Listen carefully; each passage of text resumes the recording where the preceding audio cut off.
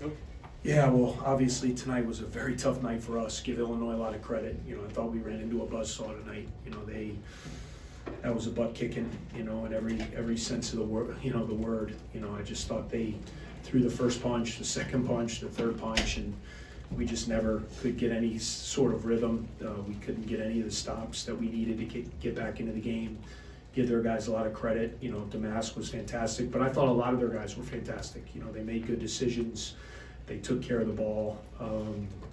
Guys made shots, and I felt like every time there was kind of a loose ball and a 50-50 ball and they got it, it ended up being a three. It was kind of a loose ball rebound, and and those are the possessions that are real killers. But at the end of the day, you're not going to win any games giving up 96 points in this league, and a team shooting 63% from the field and 56 from three. So the story of the game was our inability to defend them. I mean, that's just, and that happens sometimes. You play really good teams. There's nights where that happens. It's not fun to go through, and hopefully we'll learn from it and bounce back. You got to be resilient in this conference. It's everybody's good. On a night like night where you get your butt kicked, you can't flush it though. That's not, oh, let's just flush this one. I don't believe in that. I think you got to understand why it happened. And then you got to try to correct things as you move on to the next game. But Illinois was fantastic, and they deserved to win. They played great. Coach, the margin was wider tonight, but kind of last year this time you had a similar game against Ohio State. Do you see this as kind of a law of averages type night with Illinois shooting, or are there deeper problems you need to address? Probably a little bit of combination of both. I mean, it's one thing when you have some breakdowns and some miscommunication on some things, but then they still have to make the shots. So that's where the combination. Sometimes you get away at times with some wrist rotations or some, when guys aren't shooting the ball as well. But we paid for it tonight. Our defense was not good, and that's an area that we have to really address. And so that's where I don't want to say it's deep rooted, but we have to be better in that area. Like you just can't, we're not going to win any games if teams shoot 63% from the field. This league is just too good, and there's too many good players and coaches, and we're going to have to be much better on that end of the floor to give ourselves a chance. David? Coach, obviously with Illinois, there's a size advantage when you're playing 4 out and more on the small ball. How much do you have to change, not the defensive philosophy, but maybe some of the rotations and the switches in order to get some more favorable rotation where maybe Boo isn't in a post-up situation? Yeah, I mean, we try this schematically. I mean, that's an action that they run a lot, with Damask, with Rogers, two bigger guys that like to back down and play off the wings. Very similar to what Pickett, it's funny, they play very similar to Penn State last year, how they use Pickett, get the bigger guys, and it reminds me very similar of what Pickett would put you in, kind of those back down, I guess we call it booty ball around here, but that's how they play, and it's very effective, when you have big, strong guys and that can back you down and get to spots. And especially, they had size advantage, give them credit. They got deep on us, they got into the paint, they got into the post, and then it causes help situations, and then they made good decisions. Damask got fouled a lot, he scored, but then when he did it, he and Rogers really found cutters. They really passed the ball well, and guys made shots, which made it really hard to guard.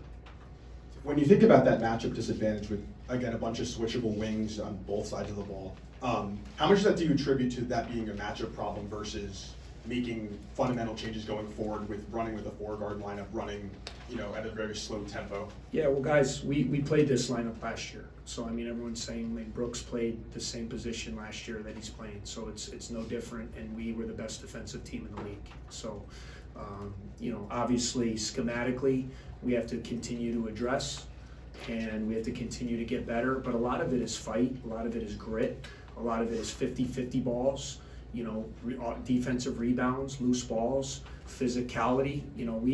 When we've been right defensively, even though we're a little bit undersized maybe with height, we have shown that we've played with some physicality, and we got they were much more physical than us tonight, and that's why it was a dominant advantage. And so every team is different. I mean, what Illinois presents, it's going to be a different challenge in your next game.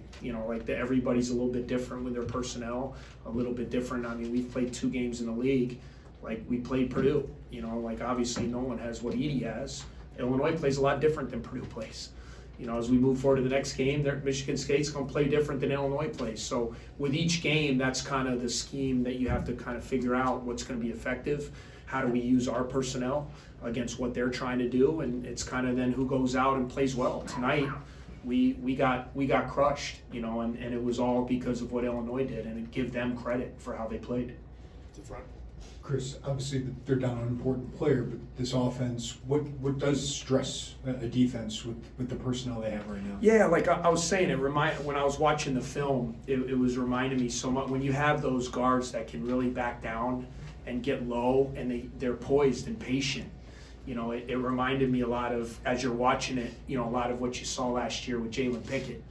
And then when guys shoot the ball, so it's just different. You don't see that a ton at our level, to have those big, strong, and with Ryan, Shannon was doing it too. You used to have 3 guys, but now you still have 2 guys that are just really effective, where they're getting in spots, and then they're causing where you got to help because they're too big and strong. I mean, I don't care who you put on them, and what happens is, because of their personnel, Coleman's ability to stretch the floor, it makes it very difficult because he can make threes, and you really don't have that presence down low. They string your big guy out. And then what you saw, though, a couple teams have tried to take their centers in past games and put them on maybe Quincy or one of the, and then they've taken, and then Quincy gets 20-some points. Tennessee tried to do that, and then he goes off. So that's what a good team does. They put you in a bind with mismatches. Brad's doing a really good job kind of maximizing what their talent is and kind of what their strengths are. To me, that's what I've always thought, that's what effective coaching is. Okay, who do we have, and how do we make it work with those pieces? And they're doing a good job putting you in a lot of tough situations with their offense. Time for a couple more, Matt. Coach, Ryan Langborg kind of looked out of sorts tonight. Yeah. Season low in points, second fewest minutes. Is he 100%, and what kind of led to those lows tonight? Yeah, I just thought he had a tough night. I just thought he had a tough night. He's healthy, he's fine. It just happens. I know Ryan. He's a veteran guy. He's gonna bounce back. Just never was quite able to get anything going on either end tonight, and then the game got out of hand. When you get to the last 8 minutes, and you got to think in the long term too. We got another game coming up this week. It was very apparent there the last 7-8 minutes we weren't going to win, and so you got to be careful. That's why I didn't put Boo back in the game. There was no reason to. We got to bounce back, and we got to get ready for our next one, and I'm confident that Ryan will do that. You've talked about kind of having that same 4-guard system. Do you see the same defensive potential with, again, you're returning basically 4 or 5 starters, but Ryan's replacing Chase. Do you see the same defensive potential in the team with that replacement? I do. I think I've seen it in stretches. We've had very good, we went out to Arizona and held Arizona State to 46 points. And we were physical and aggressive and really, and I'm not saying Arizona State's the team that Illinois is. Illinois obviously being a top 10 team, but we have shown that schematically, when we're in the right spots, when we have the right attitude, when we have the right mentality, and when we're dialed in, that we can be a solid defensive team. Obviously, when you take the defensive player of the year off the floor, you're going to miss some of that, his ability to get steals, his ability to guard guys one-on-one. But defense is still 5 guys. I always say defense, you can really see when a team is together because you have 5 guys playing as one. Because you have to on that end of the floor, and tonight we just didn't have it. But I do, to answer your question, I do think we have the potential to be good on that end, and it's up to us as coaches and to figure out how to get that out of our guys, because that's going to be how we're going to be successful. We're not going to score 90 every game. We're not wired to do that.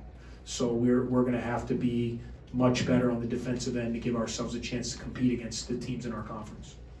To the right. Chris, what did you think about Harmon tonight, number 4 off the Yeah. bench? And where was he in your report? And I know he gets 20 tonight, but his activity and maybe how he's able to defend. Yeah, good player. Veteran guy, really shooting the ball well. Now 2 games in a row here, he was great. Obviously he was in the scouting report. He coming off a game like he had about 20 in the last game, so you knew he was coming in hot. I just thought he did a good job. He was opportunistic. He got a couple of drives to the basket, layups, made 4 or 5 from 3, played solid D. You know, he's just a good veteran piece.